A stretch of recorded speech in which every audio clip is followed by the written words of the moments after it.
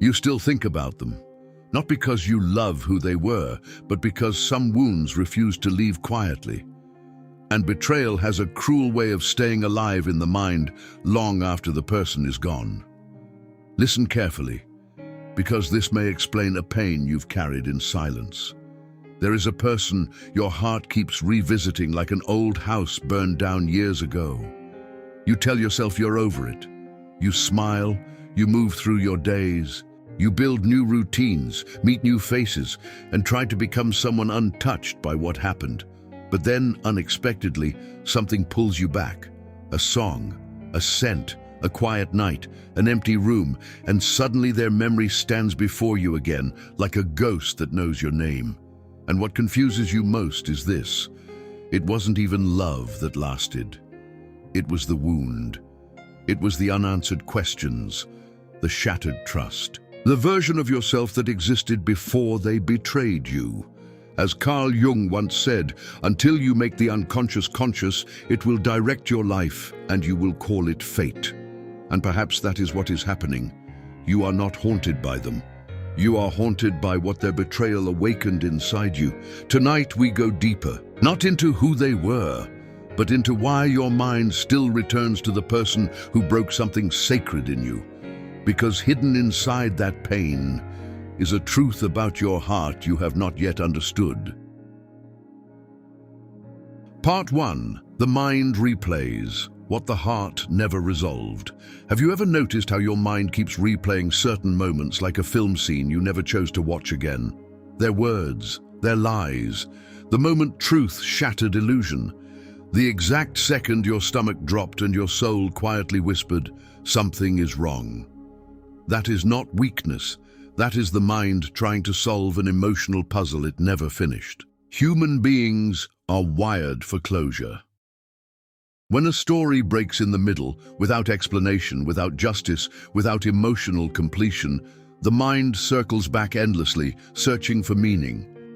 It becomes a silent courtroom inside your head, replaying evidence, rewriting conversations, imagining different endings. You ask yourself, how did I miss the signs? Did they ever really love me? Was any of it real? Why wasn't I enough for honesty? But those questions are rarely about them. They are about the fracture betrayal created in your understanding of reality. Friedrich Nietzsche wrote, "Invisible threads are the strongest ties." Betrayal creates invisible threads, not of love, but of unresolved pain. And pain, when unanswered, becomes memory's favorite obsession. Imagine touching a hot stove as a child. Your brain remembers because it wants to protect you from future harm. Emotional betrayal works the same way. Your mind revisits the wound, not to torture you, but to prevent it from happening again. Yet here is the tragedy. What is meant to protect you can become what imprisons you. You begin living in old memories instead of present life. You become emotionally tied to a chapter that already ended, simply because your soul never understood why it happened. And perhaps the first healing truth is this: you are not missing them. You are trying to understand the pain they left behind. Part 2. Sometimes you miss who you thought they were. Sometimes the person you cannot stop thinking about is not the real person, but the version of them your soul created. The one who looked at you with warmth. The one who made promises in quiet moments. The one who seemed safe enough for you to lower every wall and reveal your most fragile self. That version felt real, and perhaps in some moments it was. But betrayal changes the lens. Suddenly, the face you trusted becomes divided into two people, the one you knew and the one who hurt you. Your heart struggles because it cannot reconcile the contradiction. How can someone hold your hand with tenderness and later wound you without hesitation? How can love and cruelty wear the same face? That confusion keeps attachment alive. Carl Jung believed that we often project hidden desires onto others. We do not only see them as they are, we see them through the shape of what we long for. Safety, loyalty, understanding, home. And when they betray us, it is not only trust that dies, it is the dream. Imagine building a beautiful house in your mind, room by room, hope by hope, only to discover one day it was built on sand. The collapse is devastating, not simply because the house is gone, but because you already imagined living there forever. That is why memories return, not because your soul is calling them back, but because part of you still mourns what you believed was possible. Albert Camus wrote, "Real generosity toward the future lies in giving all to the present."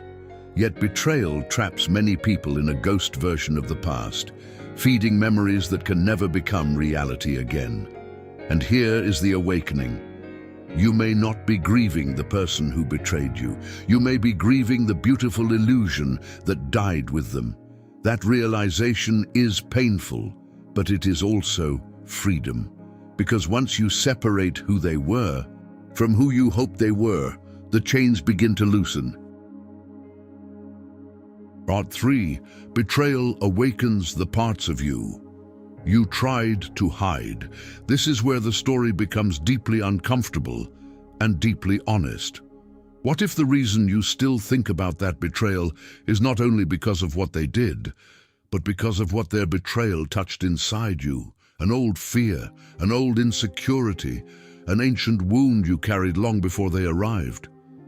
Maybe they awakened the fear of abandonment that began in childhood, when love felt uncertain, inconsistent or conditional. Maybe they touched the quiet belief buried inside you that whispers, "People always leave. People always disappoint. I am never enough to be chosen fully." And when betrayal happened, it didn't create that wound. It confirmed it. That is why it hurts so deeply. Lao Tzu taught, knowing others is intelligence. Knowing yourself is true wisdom. Betrayal, as cruel as it feels, often forces self-knowledge. It shines a harsh light into hidden corners of the soul, places we avoided because looking there meant facing uncomfortable truths. Think of it like striking a cracked wall with your hand. The strike hurts, but the crack was already there. The deeper pain comes from realizing how much of yourself you handed over, hoping someone else would make you feel whole. Their validation became your peace. Their affection became your worth. Their presence became emotional oxygen. And when they betrayed you, your identity collapsed alongside trust. This is why some betrayals feel like spiritual earthquakes, not because you lost them, but because for a moment you lost yourself. Yet hidden inside this devastation is transformation. Marcus Aurelius wrote, "The impediment to action advances action. What stands in the way becomes the way." The betrayal that shattered you may also be forcing you toward the strongest version of yourself. The version that no longer begs for love, no longer ignores red flags, no longer confuses attachment with destiny. Perhaps this pain is not punishment. Perhaps it is revelation. And perhaps the person you keep thinking about was never meant to stay, only meant to awaken something sleeping inside you. Part 4, the final truth. You keep remembering because your soul is asking you to become someone new. Here is the truth most people discover too late. Not every betrayal is only loss. Some betrayals are violent awakenings. Painful, yes. Unfair, often, but awakening, without question. Because if they had loved you gently, you may have stayed small. If they had remained loyal, you may never have confronted the parts of yourself built on emotional dependency, blind trust, or the desperate hunger to be chosen. Sometimes life removes what your heart clings to because your spirit is being pulled towards something greater than comfort. This is the cruel wisdom hidden inside heartbreak. The person who betrayed you may have destroyed your innocence, but they also introduced you to your strength. Sun Tzu wrote, "He who knows himself is enlightened," and suffering has a strange way of making self-knowledge unavoidable. You begin to see your patterns clearly, the way you ignored intuition, the way you excused what should have warned you, the way you confused intensity for love and closeness for truth. And once you see clearly, you can never again love blindly. Imagine a forest after wildfire. At first glance, everything looks ruined. Blackened earth, smoke, silence, destruction. But beneath the ashes, seeds long buried begin to awaken. Certain forests need fire to become fertile again. So do some souls. Maybe that is what this betrayal was. A fire, not sent to end you, but to burn away illusions, unhealthy attachments, and the fragile identity built around needing someone else to complete you. Buddha taught that attachment is often the root of suffering. Not love itself, but clinging. The insistence that something must remain even when life is asking us to release it. And that is your final lesson. Stop asking why they betrayed you. Start asking what this pain is trying to teach you. Because the moment you shift that question, memory becomes meaning, wound becomes wisdom, and heartbreak becomes transformation. One day, you will think of them without ache, not because what happened mattered less, but because you became larger than the pain it created. And on that day, you will understand. They were not the center of your story. They were only the storm that taught you how powerful your soul truly is. So tonight, ask yourself quietly, am I remembering them? Or am I remembering the version of me that existed before the betrayal? Write your answer honestly, because that answer may become the beginning of your freedom. And if this reflection touched something real in you, stay on this path. Some truths hurt when first heard, but heal when deeply understood.